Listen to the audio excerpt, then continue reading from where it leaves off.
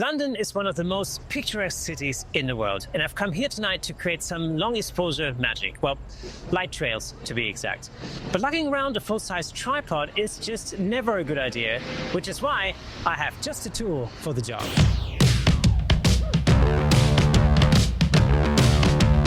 Hi everyone, I'm Kersten Luts and welcome to Platypod TV, brought to you by Platypod, where innovation never sleeps. Oh, and just a quick heads up, I'm not going to hassle you to hit the subscribe button just yet.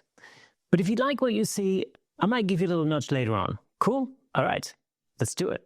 To keep things light and nimble, here's what I'm packing. First, my Nikon Z8 with a 24-70 lens, absolute essentials.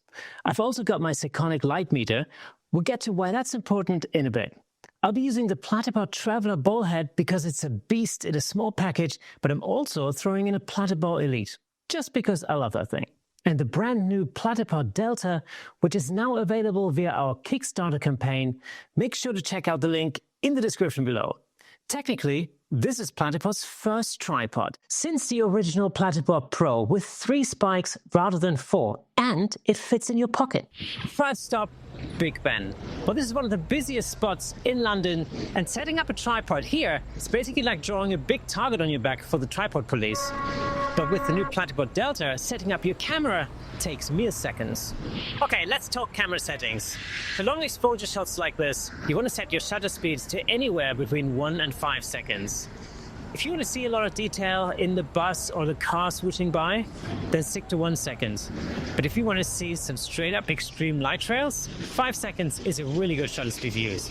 Here I've set my shutter to 4 seconds with an ISO of 320.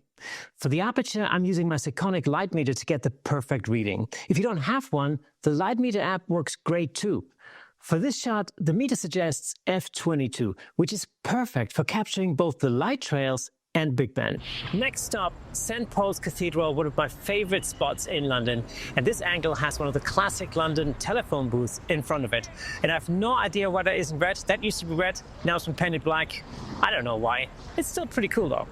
Anyway, with the new Delta and the Traveler ball head, I can set up my camera in absolutely no time and get some really awesome angles right here. Finally, it's time for Piccadilly Circus. With its vibrant video billboards and double-decker buses everywhere, this place is a goldmine for long exposure shots.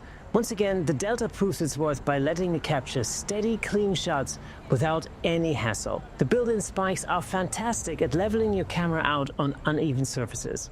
There you have it, folks. The Platypod Delta makes creating stunning images easier than ever without weighing you down.